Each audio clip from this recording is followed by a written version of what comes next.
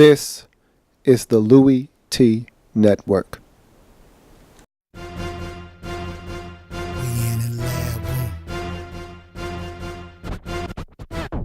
Man, I love some football. Man, I love some football. My favorite week is week 1, cause I'm watching football. First comes the preseason, and I don't take a day off. And then it gets even better when your team makes the playoffs. 32 teams go hard for one thing.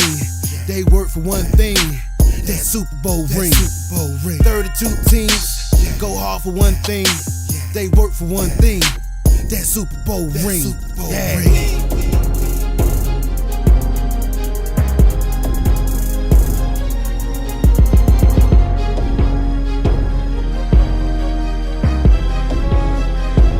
We in the lab room.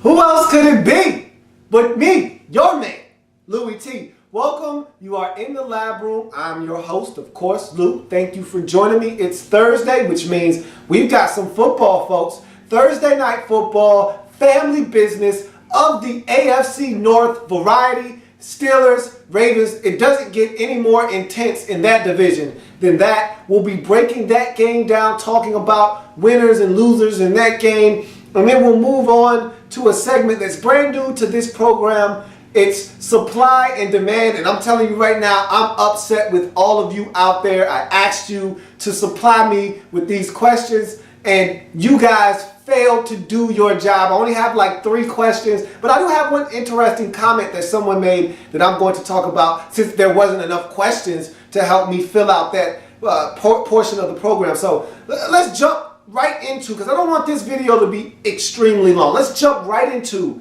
the Thursday night showcase. That's right, Ravens hosting the Pittsburgh Steelers. Now, this is a big game because the Steelers last week took care of business within the division. They beat the Cleveland Browns at home last week. Now, hey, they needed a late game field goal to do so, but a win's a win. Meanwhile, the Baltimore Ravens did the polar opposite in the division last week. They were at home against the team that won this division last year in the Cincinnati Bengals, and they weren't able to get it done. So the Steelers are 1-0, overall 1-0 in the division. Meanwhile, the Baltimore Ravens are 0-1, and 0-1 in this division, more importantly. And so if you are the Baltimore Ravens, it's really simple. You're at home for the second consecutive week versus an AFC North opponent. You cannot afford to drop both of your home games versus the 2 best teams, in my opinion, in this division at home in back-to-back weeks to start the season. You just can't do it. You have to find a way to get this one. Your back is essentially against the wall in terms of divisional play. Not for the overall season. You can still win 9 or 10 games and potentially sneak in the back door of the postseason. But if you want to win this division, then your back is against the wall in week 2. You got to have this one. Plain and simple, because you can't think for 1 second that you're going into both Pittsburgh and Cincinnati and getting W's. You might go into one of those venues and come out victorious. I mean, you have no problem marching into Heinz Field and coming out with a W. You've done it before. You can do it again. Now, I think you're going to struggle going to the jungle. Welcome to the jungle. We got fun and games. You always struggle in the jungle. The jungle. Welcome to the jungle. You always struggle in the jungle against Cincinnati. But you can go into Heinz Field. You got no problems opening up the top to that ketchup and pouring it all over the Steelers. So I don't know if it'll be that tall of a task to ask you to go in there and win, but you don't want to put yourself in that type of predicament. You want to be able to stick some house money in your pocket and be able to say, hey, I got you once already. It'd be nice to sweep you, but even if we don't, at least I would be able to say, I got you one time. So this is a big game for the Baltimore Ravens. If you're the Steelers, look, I feel like you've got the potential to be able to come back and win this division this year. I think you have a very talented football team. You're finally infusing some youth onto this football team. And so I think you've got a golden opportunity to make a power move in this division and get back to being who the Pittsburgh Steelers are. I mean, this 8-8 mediocrity thing, I'm just not feeling that from the Pittsburgh Steelers. It's not what I'm used to. So I think it's time for you to return to dominance in this division. And if you want to really do that, how about you go on the road and make a statement on Thursday Night Football, the first ever Thursday night game on CBS, as the NFL Network and the CBS station are doing a simulcast thing where you're getting it on both networks. Look, how about you make a statement for all the world to see? Thursday Night Football, all eyes on you. You've got it front center stage. Go on the road and handle some family business. There's nothing more gratifying than handling family business, but not just any old family business. The one that sees you go on the road and take care of family business against a hated rival. Yeah, you don't like Cincinnati. Yeah, you probably can't stand Cleveland, but you hate the Ravens more so than any team in this division. So wouldn't it feel extremely nice? Wouldn't it be a little extra cherry on top if you could go not only on primetime television, not only in the division, not only on the road, but on Thursday Night Football in front of the world to see and embarrass the Baltimore Ravens? And I think they're in a prime position to be plucked in this game. Okay, they're still trying to gel in Baltimore. They got a lot of injuries. That secondary is all out of whack right now. They are one injury away from being in serious trouble in that secondary, is the Baltimore Ravens. And so if you're the Pittsburgh Steelers, you've got to take advantage of their deficiencies defensively. And really, they lie in that secondary. That's where you're going to be able to have your most success. Run the football like you did a week ago. Try to have some success with the ground game and use that to go play action fake, drive the ball down the field. You've got one of the most explosive playmakers on your football team in the form of Tones. My man Tones,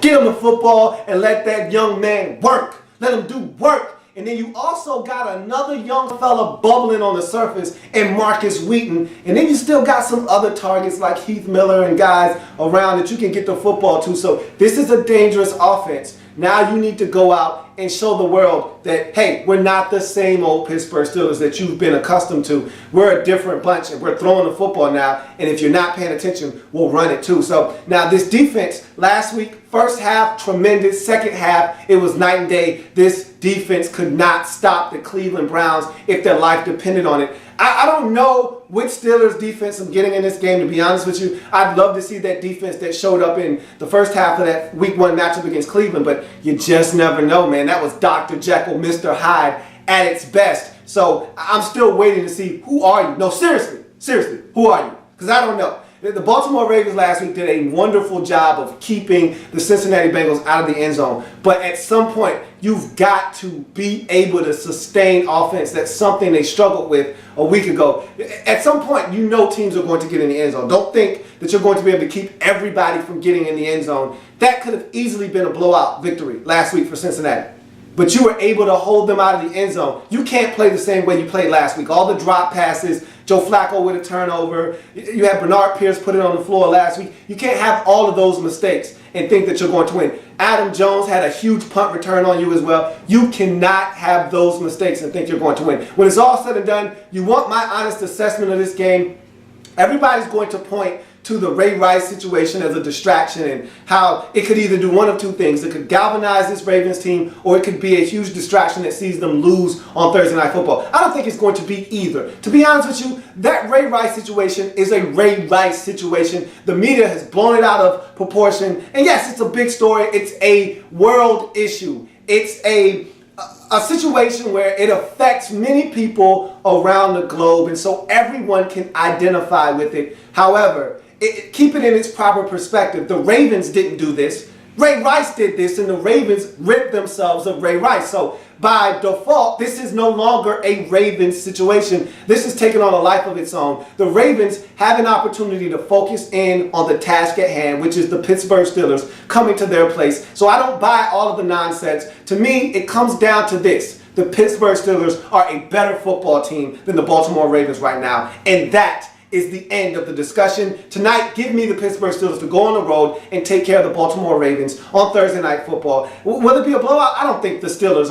are going to blow out the Baltimore Ravens. It's family business. Don't expect me to think that the Baltimore Ravens are going to just roll over and allow the Steelers to assault them. However, I do think Pittsburgh is going to be able to go in there, exert their dominance over this team, be able to impose their will, run the football just enough while being able to pass the football all around the field on this Baltimore Ravens defense. Give me Pittsburgh to win this football game 24-13 over the Baltimore Ravens, who are still offensively challenged and find it hard to score points. So we go from there, and we're going to take a quick break, and we'll come back and we'll jump into supply and demand.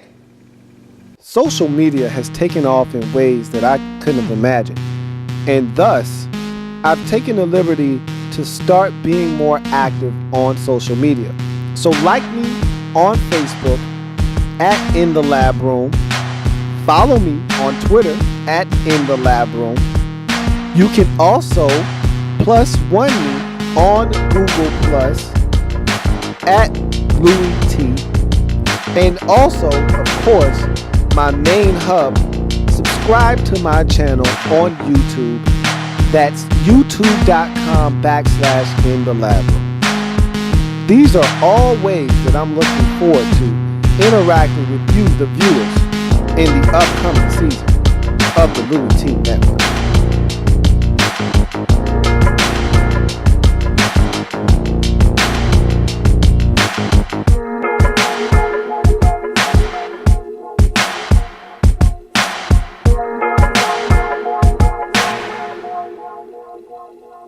So I asked my loyal viewers out there to hit me with some questions. Give me the best you got. Give me something to talk about. And I expected you guys to hit me with a little something. I got basically nothing. Shame on you. Shame on you. But it's all good. Nonetheless, I had about 2 or 3 questions that I deemed worthy of talking about on the show. The first of which was a simple question. Which of the college football coaches do I see making the leap or being the best suited to make the leap to the NFL level? And that's a very good question, because every year, you know, there's a couple of coaches that we toss around their name and speculate whether they're going to make the leap from college football to the NFL. And it seems like every year you get 1 or 2 that are interested, you know, 1 or 2 that some teams go sniffing around.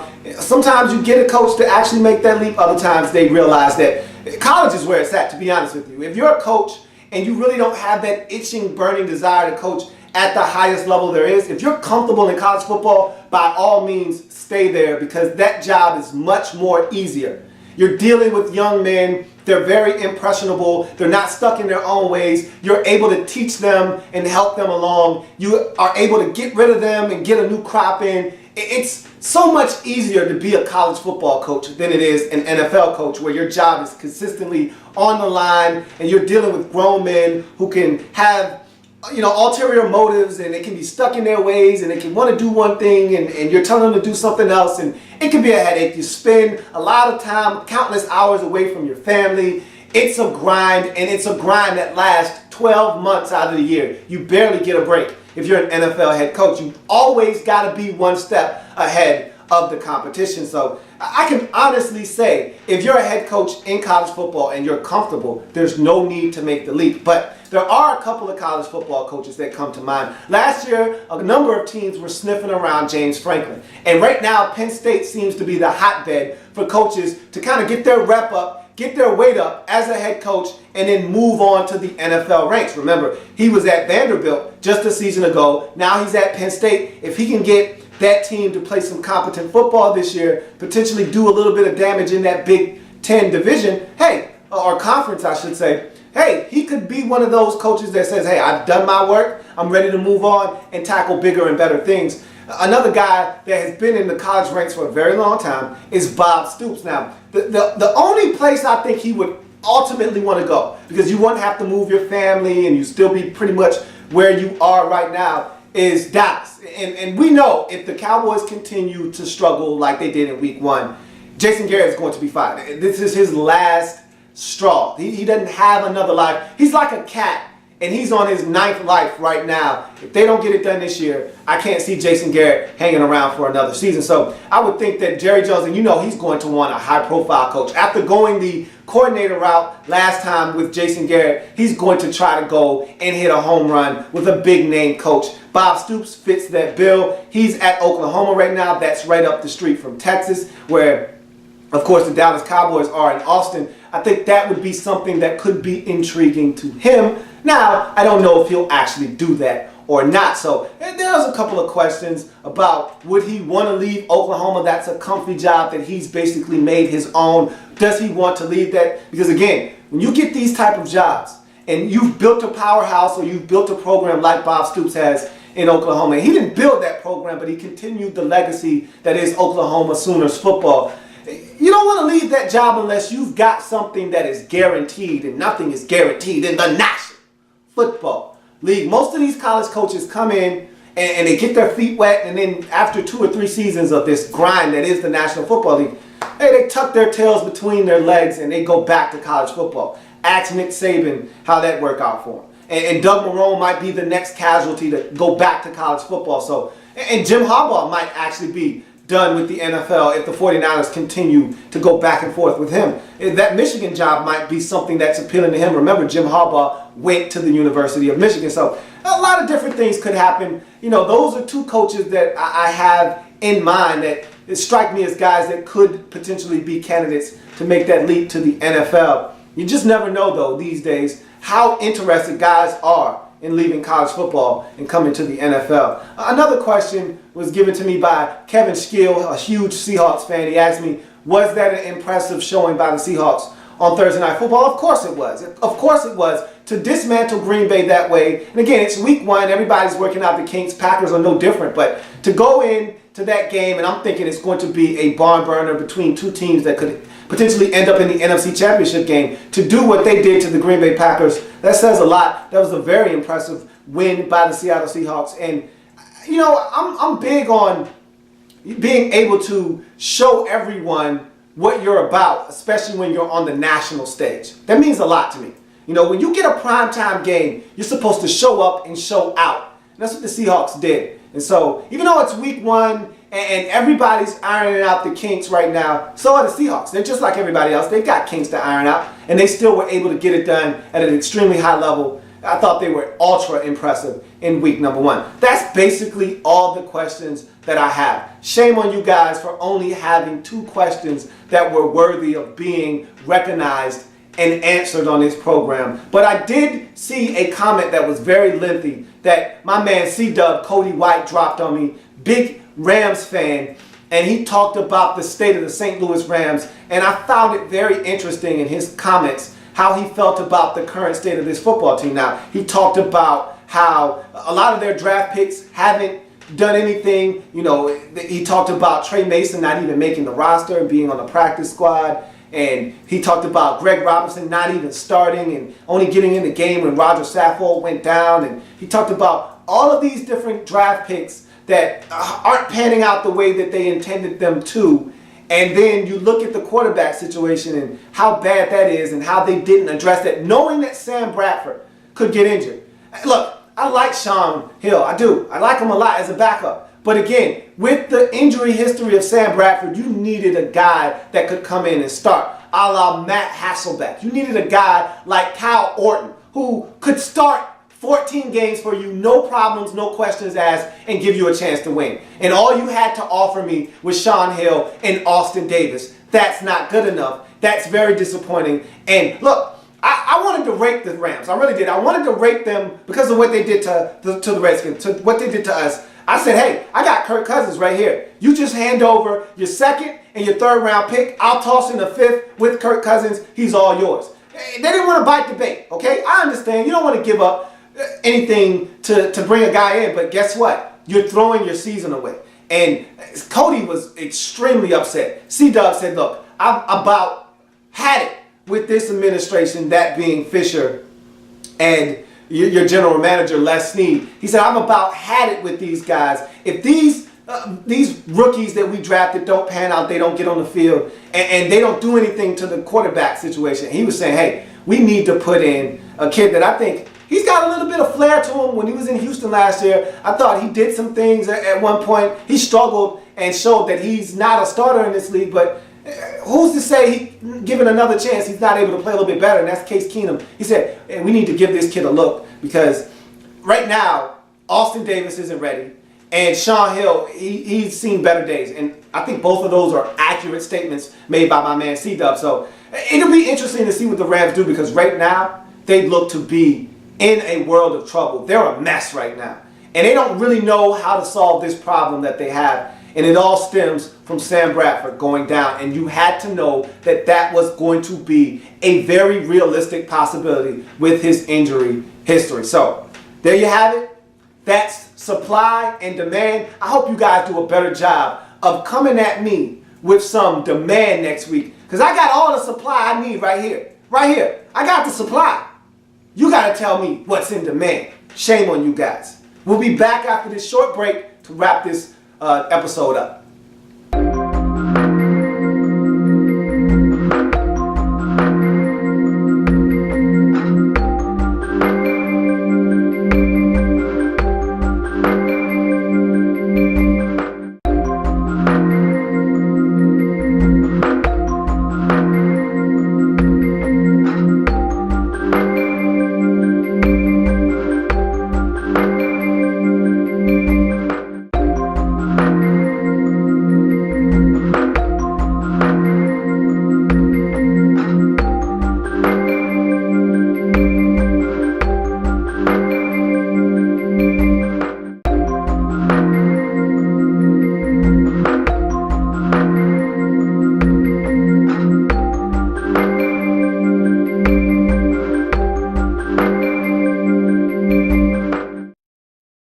So let's tack on this quick extra point now.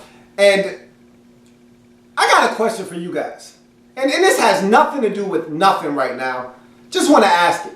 I was thinking to myself, I said, if it's 4th down and 7, and you've got to have this completion, and you've got one guy that you can throw the football to, and it's 4th and 7, season on the line, you don't complete this pass, game's over. You got one guy you can throw the football to. Who's that one guy that you're throwing the football to? I got one guy in mind that I'm throwing the football to.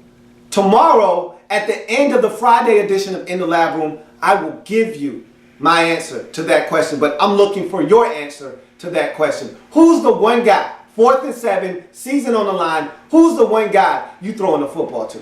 And that's going to do it for this installment of In the Lab Room. I thank you for joining me. If it happens in the National Football League, whether big or small, we cover it all here in the Lab Room. Come back and join me tomorrow as we break down the Thursday night football game, as well as go through the Pick'em Weekly as I list down the picks, talk about what I did in week 1, and I talk about all the other viewers who gave me their picks. I'll run down their record as well. So see you tomorrow.